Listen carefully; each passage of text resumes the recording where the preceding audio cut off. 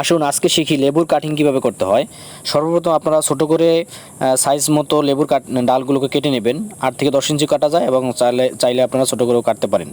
তারপরে আপনারা হরমোন দিয়ে দিবেন। হরমোন দিয়ে একটি পানির মধ্যে পাত্রের মধ্যে গুলিয়ে নেবেন। আমরা এখানে কাটিং এইড ইউজ করছি, আপনারা চাইলে রোটন বা অন্য যে বাজারে পাওয়া যায় হরমোন সেটাও ইউজ করতে পারেন। ইউজ করার পর এটা গোলানোর পরবর্তীতে আপনারা 10 থেকে 15 মিনিট ভিজিয়ে রাখবেন, যেভাবে আমরা ভিজাইতেছি। ভিজানোর পরবর্তীতে আপনারা যে উপরে একটি অংশ থাকবে সেই অংশটির জন্য একটি পেস্ট বানিয়ে নেবেন। এখানে বলে রাখা ভালো, সেটা হলো কপার অক্সিক্লোরাইড বাজারে অনেক আইটেমের পাওয়া যায়, সেটা দিয়ে আপনারা করে নিতে পারেন, অথবা চুন, তুতে এবং পানির দ্রবণের মাধ্যমে একটি পেস্ট নিজেরাও তৈরি করতে পারবেন। আমাদের পেস্টটা বানানো শেষ। এখন আমরা অপ্রয়োজনীয় যে ব্রাশ আছে সেই ব্রাশের মাধ্যমে আমাদের কাটা অংশ, একটা অংশ তো নিচে থাকবে মাটির মধ্যে, আর উপরে যে অংশটা আছে সুন্দর করে আমরা পেস্টগুলোকে এখানে লাগিয়ে দেব।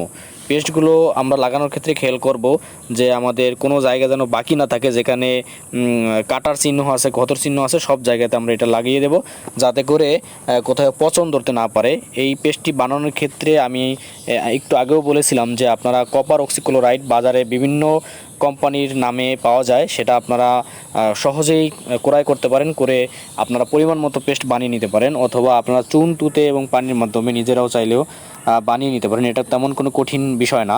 তার পরবর্তীতে আমরা যখন আমাদের এই কাজটি শেষ হবে, তারপরে আমাদের যে নির্দিষ্ট জায়গা থাকবে যেখানে আমরা এই গাছগুলোকে রাখতে চাই, সেখানে আপনারা মাটির মধ্যে গেড়ে দিবেন নিচের অংশটা, আর উপর অংশটা এইভাবেই থাকবে, কিন্তু উপর অংশটা কাগজ দিয়ে ঢেকে দিতে হবে। তো কীভাবে ডাকতেছি সেই পর্ব যদি দেখতে চান, তাহলে পরবর্তী পর্বে আপনাদেরকে আমন্ত্রণ জানিয়ে এখানে শেষ করছি।